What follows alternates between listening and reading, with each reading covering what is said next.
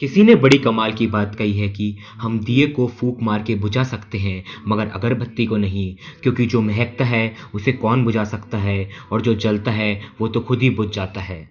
Hi guys, मैं हूं आपका दोस्त वैभव। एक छोटी सी कहानी।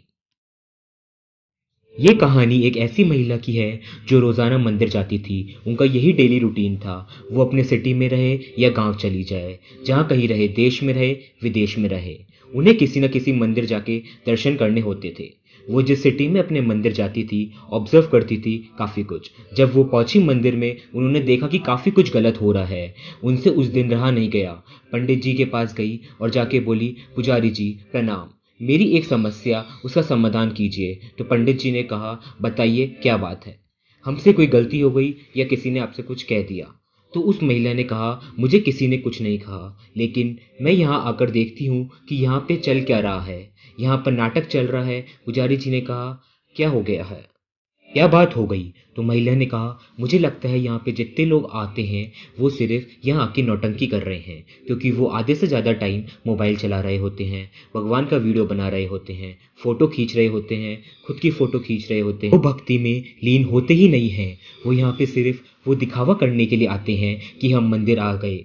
कुछ लोग जो होते हैं वो गॉसिप कर रहे होते हैं, बहू की बुराई, सास की बुराई, अपने कैरियर के बातें, बॉस की बुराई। यहाँ पे गॉसिप चल रही होती है। यहाँ पे भक्ति कम होती है, दिखावा ज़्यादा होता है।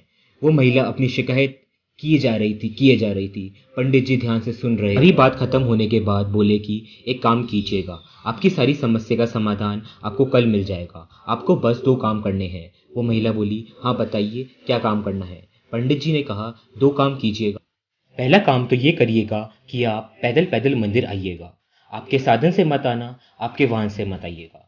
और दूसरा काम, अपने लोटे से घर से जल भर लिख के लाइएगा। लोटे को पूरा जल से भर लेना। बस ये ध्यान रखना उसमें से पानी वानी ना गिर जाए। यहाँ मंदिर आके 3 परिक्रमा उस लोटे के साथ कर लीजिएगा। उसके बाद मैं आपको आपकी प्रॉब्लम का सॉल्यूशन दे दूंगा। महिला को जो बताया गया उन्होंने वही किया। पैदल पैदल घर से आई, मंदिर में आके 3 परिक्रमा की। हाथ में लोटा था, लोटे में जल था, पूरा ऊपर तक भरा हुआ था। पूरा ध्यान था कि पानी वानी ना गिर जाए। सब कुछ हो गया। उसके बाद जाकर पंडित जी को प्रणाम किया। लेकिन अब बताइए क्या उसका समाधान? क्यों ये लोग भक्ति में लीन नहीं हैं? क्यों ये लोग नौटंकी करते हैं? पंडित जी ने कहा, मेरे कुछ सवालों का जवाब दीजिए। आज आप जब आई अपने मंदिर तक, क्या आपने आज किसी को गपशप करते हुए देखा? क्या आज आपने किसी को गॉसिप करते हुए देखा? क्या आज आपने किसी को मोबाइल चलाते, वीडियो बनाते, फोटो बनाते हुए देखा? क्या आज आपने देखा कि यहाँ पे कोई आके आज नौटंकी कर रहा हो? महिला ने कहा कि नहीं, आज मैंने किसी को नहीं देखा, मेरा कहीं पर भी ध्यान नहीं था। तब वो पंडित जी बोले कि आपको पता है कि आपका ध्यान क्यों नहीं था? क्योंकि आपका सारा ध्यान इस लोटे पे था कि इसमें से पानी ना निकल जाए। आपका सारा ध्यान इसी पे था कि मुझसे इस लोटे के साथ 3 परिक्रमा करनी है, क्योंकि आपका सारा ध्यान भगवान की भक्ति में था। आपका सारा ध्यान, आपका सारा कंसंट्रेशन उस लोटे में था।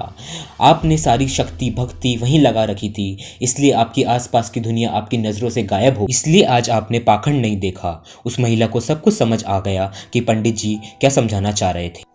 दुनिया में अगर आप सक्सेस चाहते हैं, कंसंट्रेशन इज द की। एकाग्रता सबसे बड़ा मंत्र है। सबसे बड़ी सक्सेस के लिए अगर कोई बात लेके जाती है तो वो है कंसंट्रेशन।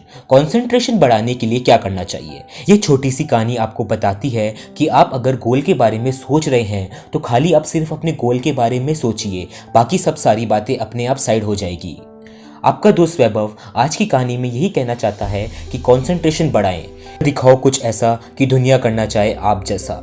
अगर आपको आज कुछ नया सीखने को मिला तो वीडियो को लाइक कीजिए, और अगर आपने हमारा चैनल सब्सक्राइब नहीं किया है तो ज़रूर सब्सक्राइब कर लीजिए। एंड अगर आपने हमारा चैनल पहले से ही सब्सक्राइब कर लिया है तो थैंक यू वेरी मच।